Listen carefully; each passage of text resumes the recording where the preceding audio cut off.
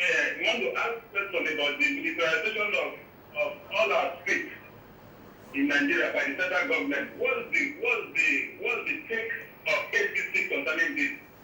Well, the APC will condemn the recent intimidation of our leaders and of our members nationwide. Yesterday I had a press conference in which I was able to show the video of how the military was used to rig Ekiti elections. It was such a shameful act. We are going to read that video as well. It was such a shameful act because one of the most respected and revered institutions in Nigeria that we all look up to has now been compromised if you go through that tape.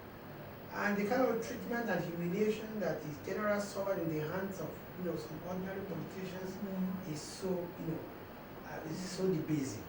Now, it's clear that the elections was not won because people like the it was won because the military was used to intimidate, arrest, and the opposition, and at the same time they were giving a carte blanche to help the PDP.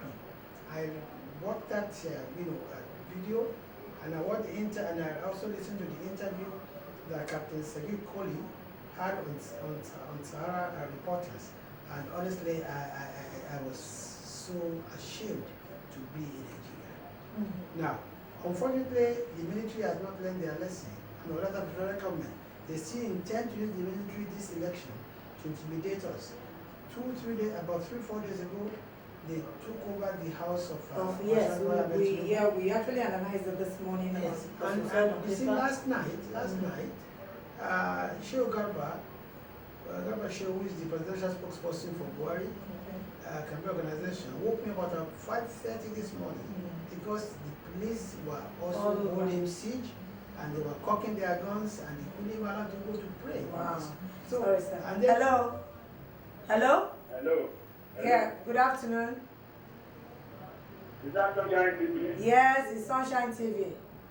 Hello? Hello, I can hear you. Sunshine TV? Yes. Okay, I'm Mr. Neda from Indonesia. Okay. All right. Please turn down the volume of your TV.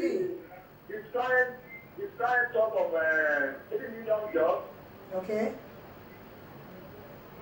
Go ahead, yes. This current talk of 3 million jobs.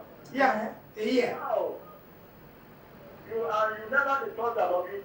Talk of 3 million jobs, and we want to know whether how the 3 million jobs will cut across, and you never talk of on agri something. The present government is doing the transformation on agri. But you never say whether you are going to do something else, because agriculture is the bedrock of everything that we this is second to none. Even one is better than the oil that we are getting, and you must talk something on it, and we have the country may know where the economy lies. Okay. So, I'm sure you are not listening. Thank you, Mr. Dada. I'm happy you are from Ilesha. In Osun State, and you are witness to the number of jobs Aregbe has created within the first 4 years of his administration. I know for a fact that today Aregbe has created over 100,000 new jobs within 4 years. If one state government can do that, you can imagine what the federal government can do. Yes. So I can assure you, yes, we want to create 3 million jobs a year. How? By embarking on massive public works programs, which is construction of roads, housing, agriculture. And since you took me up on agriculture, I will take pride to explain to you what we intend to do in agriculture. No government can succeed in agriculture without first and foremost reforming our land tenure system. Today, it's impossible for our farmers to even use their land to raise credit, simply because the land law we have is so cumbersome that you cannot even take your own property to the market to raise money without the governor's consent. So the first thing we are going to do is we are going to reintroduce and recreate leaseholds and freeholds. And the moment you have leaseholds and freeholds, you are able to change, you freely exchange your titles. 2, we are going to encourage every state government to computerize its land registry. Okay. So that at a glance, you can know which land is free, which is not free, and which is not.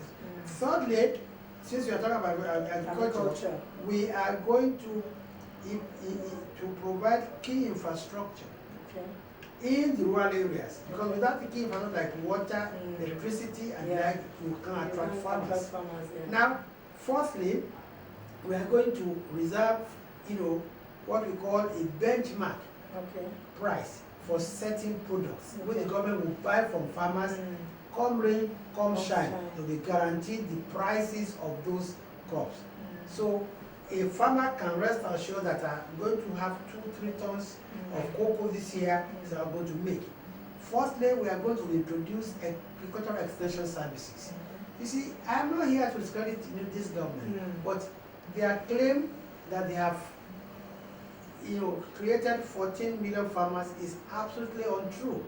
Because if there are 14 million farmers in Nigeria today, it means that everyone in Nigeria is a farmer, which is not true. 2, if they have created 14 million farmers, where are they? What are they cultivating? Because I've not seen the cost of food go down. Hello? Next question. Hello? We lost it. Yeah. So see, further, what we do in agriculture is that we are going to encourage those who want to do back integration in farming. That's those who want to engage in, add value to our produce by going into. Hello. Hello. Hello? Hello. Good afternoon. Good afternoon. Yeah. Your name and where are you calling from? I am Mr. Wandu Solomon. I'm calling from Imo State. You're calling from where? Imo State. Imo. Okay. I'm calling from Olu in Imo State. Wow. Okay. We can hear you. Can you turn down the volume of your TV? I can hear myself. Okay, please, my question to our Haji. Yeah? Okay, go ahead. Yes, my question to our Lai Muhammed is this. Yeah. This APC leadership has been talking about change. And what I'm trying to say is that some of the governors who became from PDP to APC, how progressive are they? Because we know they are of the PDP lineage and if PDP is the virus, that means they have brought the virus to APC. And the issue of change, which the party echelon has been championing of, through progressives, which we have been supporting them for a long time now. How true is the progressiveness of the progressivity in the party? That's number one. Okay. 2, I strongly believe that there could have been a comprehensive program encapsulated in this change for the betterment of all Nigerians. And we have not seen that from the APC. I'm not speaking as a partisan because I don't belong to any party, but I'm a progressive Nigerian who believes in progressivism. So, what I want to say, Alhaji, is this. For the betterment of all Nigerians, we have been clamoring for a change in the running of the government of the Federal Republic of Nigeria. But truly, if we decide to vote for APC, are we in a safe hand? Thank you very much. Thank you. Thank you very much. I'll try and address your questions. The first, you talked about those governors in PDP who came to join us and that they are probably going to bring the same virus in PDP. I want to assure you that they were already cured of the virus in PDP before they came over to us. small fact, one of the reasons why they came to power because they could no longer stand what was going on there in PDP. Secondly, what makes a party is the manifesto of the party and the constitution of the party. That was what described, that was what defines a party. And our manifesto, the moment you enter, because you're a member of APC, whether you're a governor or you're a senator, you must embrace and adopt the manifesto of the party. If the gentleman from Imo had been listening, I think he would understand that I've been trying to tell you that we do have a manifesto. Our manifesto is very progressive. But let me just tell him, take the states of APC today. Is it Lagos that is not progressive? Is it Osun? Is it even his own Imo? Or is it Kano? It's not by coincidence that when the federal government itself said that the three states in Nigeria that had provided them, that had the lowest, income, lowest employment rate, they were all APC states. I think Osun, Lagos, and I forgot, I think it's Kano, the third one. So I can assure you that we have a track record in where we are today, and we have people who have the know-how. And you see, we must understand that this particular election will be defined by 3 major issues. One is who can face the challenges of insecurity, who can create more jobs, improve our economy, who can ensure that corruption is tackled. And I think between Jonathan and Muhammadu Buhari, the difference is clear. It's clear. I think, okay, that's all right, sir. Well, we have so many calls today. All right. Hello. Hello. We lost that call. All right, now to the issue of the INEC chairman, which as I yesterday, the news started flying around that he's been removed. Hello. Hello, good afternoon. Hello. Yeah, hello. Hello, good afternoon. Good afternoon. Please turn down the volume of your TV. Yeah, hello, I'm hearing you. Please turn down the volume Good of your afternoon. TV. Good afternoon. Yeah? Are you hearing me? I can hear you. I can hear you now. Your name and where you coming from? I promise to call back. That's the Delta woman. This is, yeah. That's Rose, the Yeah. Delta woman. Okay. Madam Ayo, good afternoon. Good afternoon. I am Joy. Joy, okay. Delta. From Delta. Yeah. All I'm right. greeting our father, Alhaji. Okay. How are you, ma? So we have been waiting to hear from him. He's on 6 now. Yes. Thank you very much. So I just have a question to add, just one. Okay. We are talking about change. Change. I don't know, are they assuring us that if we took the pain and vote for APC, there will be change? Because we are talking about change here now. As a father, we're supposed to trust their words. But I don't know what is going on. By the time they get there, they become a different person entirely. What they told us initially will be different from what they will be doing to us when they get there, which is not fair. So if a son or a daughter cannot trust the word of the father, what kind of a father is that? So if a junior one cannot trust the elders and stand by their word, what kind of elder are we having in Nigeria? That cannot show they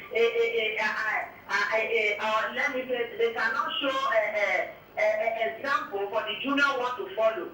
We are talking about change. We need change. Can they really change all these things that is on ground? That is my question. So that we know where we are going. So that we know where we will put our hope. So that by tomorrow, and I pray, when they say change, they will be able to change it in a little bit. And when they are ready to change, we too, we are ready to pray for them, for God to support them, so that the change will come. We, the mothers, will be happy. That is my question. Thank you. Thank you so much. Madam Joy, thank you very much. I want to assure you that we made this promise and we are going to keep this promise. But I can tell you that go to states where we control today. We are the only one in Nigeria that provides 1 free meal a day for our primary school students in Osun State. We are the only one on record that provides stipends for widows in Ekiti State before Fire was rigged out. We are the only one on record that created 20,000 jobs in the first month in Osun State of being there. So when we promise you something, because we have the know-how, we've done it before. We promise you electricity is because Lagos State in 1999 was the first state in Nigeria to embark on independent power production. If we promise you good roads, come to Lagos and see. If we promise you railway, it's only Rivers State today and Lagos State today that have embarked on intra-city rail system. Look at Ebola. Despite the last the federal government is telling all of you, the only states where we had Ebola cases were Rivers and Lagos, and we contained them. Tell me which federal hospitals there was any single Ebola case. All they did was that put people at the airport, put something at our hands, whether you have temperature or not. But that was killed Ebola. Yes, it was good because it was preventive. Yeah. But the real job that was done was by those doctors, those nurses, and those health officers that risked their lives, some of who lost their lives in the process. So, Madam Joy, be rest assured we will keep our promises. Okay. We're going to talk about the removal of Jega. You see, which, although said is a rumor, but then... the honest truth is that I've never seen a government so terrified of election like this government. And believe me, until and when we Nigerians and the international community put pressure on this man, there will be no elections. They want to rig these elections. At the beginning, they told all of us that because there's no that we are not going to have PPC. But only yesterday, the chairman of their campaign organization said, no, let everybody use TVC because they want to rig. I don't have a TVC again because I submitted mine. Two, they should tell us today, with the 1 month extension given to people to collect PVC, at the end of that 1 month, anybody who has no PVC does not intend to take his PVC. Because even by their own record, INEC said they have already distributed 45 million. So if you give them 1 month more, they will be able to. So now they are now asking us, we must use it because they don't want election. Now, they said they want to remove Jega. Why would they want to remove Jega? They want to remove Jega because probably the guy insists that we must use card reader. They don't want to use card reader. They don't want honest election. But we should want them that any people that have done what they've done in the past, they ended up in very ingloriously. This country is too big for anybody to toy with. We cannot, because of the ambition of one person and about the 10,000 people that surround them, mortgage the future of 170 million Nigerians. It will not happen. Hello. Hello, good afternoon. Hello? Hello, good afternoon. You're on to Nigeria 2015. I want to comment on this program going on. All right, your name and where are you calling from? I'm calling from Jos. All right. We can hear you. Yes, I'm Chief Mike. Okay. And I want to make a call. I want to contribute to this discussion. Okay, go on, sir. Let's go on. Yeah, go on, please. Yes, I want you to ask Lai Muhammed. Yes, we're listening. That why is the Western politics always like this? Let it cut his mind back to the time of Akintola and Awolowo, what happened. The fragile political arrangement between the NKK and that of the West, Akintola branch and that Akintola division and that of Awolowo division, what happened? In this country, we are aware today that Obasanjo, the Southern people brought Obasanjo to government. And it is the turn now for the Southern people to vote for their second tenure. That people like Lai Muhammed and Tinubu, they are subverting the effort of the Southern people. I want to let you know today that this project arrangement you are offering for Buhari, it will fail because one thing remains. History tells. History tells. So, the change that he's preaching about, I don't think he can do that. Because what is so for you to control a man you put at the center? What has he done before? Buhari has never been used for the country. That is why Babangida removed him and disgraced him out of office. Okay. If he was a good general, actually a general, why did Babangida remove him? So the Yoruba are fit again. Beating this drum, that by the time this drum is start very well, we will all dance very well. Thank you. Thank you very much. Thank you. I think there's a lot of contradiction in what he's saying. He's saying yes because The first time is Buhari a Yoruba man? I don't understand. You see, I think, let me try and reply him. The APC is a national party. The APC is not a Southwest That's party. it. And that is clear, that even our candidate is from the Northwest. Two, he's talking about Yoruba, he's talking about South. I don't think he understands even this country at all. Because if he does, he realizes that what is the entire population of the South? How can you say the South brought Obasanjo to power? How many votes did Jonathan receive from the Southwest in 2011 election? He received the highest number of votes in Lagos, in Ogun, in Ondo, in Oyo. It was only in Osun that he lost. So I don't think he understands. I think he's just driven by ethnic hatred, and that will not help Nigeria. As for why was Buhari removed by Babangida, I think you should go and ask Babangida that question. But I can tell you that he was removed for 3 reasons. He refused to devalue the naira.